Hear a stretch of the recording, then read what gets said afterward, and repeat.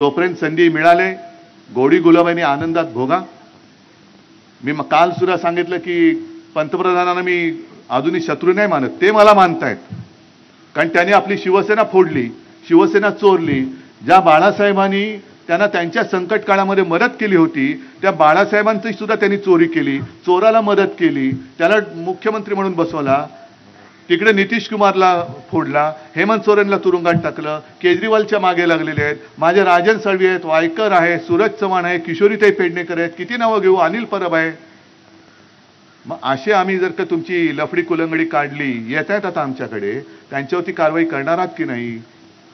का सबका साथ म्हणजे या भ्रष्टाचारांचा साथ आणि दोस्तों का विकास, तुमची जी घोषणा होती सबका साथ सबका विकास, अभी भ्रष्टाचारों का साथ, गुंडों का साथ और मेरे दोस्तों का विकास, अशी नवीन घोषणा तुम्ही देते की काय? ही घोषणा द्यावी आता भाजपाने। आणि म्हणून तुमची डोकी मी काही जास्त तापवत नाही, या उन्हामध्ये आधीच तापलेत, पण त्या डोक्याने विचार करा आणि जो एक तुम्ही पराक्रम केलाय, होय मी पराक्रम म्हणतो, विनायक राऊतांना तुम्ही निवडून दिले एकदा नाही दोनदा। हा पराक्रम मी एवढ्यासाठी म्हणतोय, जर विनायक राऊतांना तेव्हा तुम्ही निवडून दिलं नसतं तर इथे सुद्धा गुंडागर्दी किती प्रमाणात वाढली असती याचा जरा विचार करा, वाढली असती ना। आता पंतप्रधानांसमोर प्रश्न आहे की घराणेशाहीला विरोध तुम्ही करताय, मग या गद्दार गुंड घराणेशाहीला तुम्ही विरोध करणार आहात की नाही, रोखणार आहात की नाही, हे आता या निवडणुकीत मला कळेल। म्हणून तुम्ही जसे या भर उन्हात सुद्धा इथपासून तिथपर्यंत सगळीकडे भरून गेलेला आहे, मी लढाईला उभा आहे तो माझ्यासाठी नाही, मी लढाईला उभा आहे तो तुमच्यासाठी उभा आहे।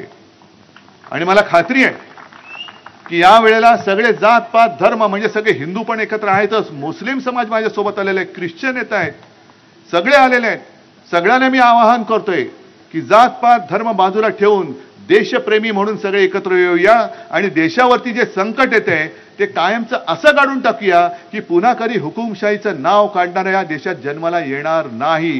ते जर का आपण करणार असू तर आणि तरच आपल्याला छत्रपती शिवाजी महाराज की जय बोलण्याचा अधिकार आहे। आणि मला असं वाटतं तो अधिकार तुम्ही गमावणार नाहीत ही खात्री बाळगतो आणि आपली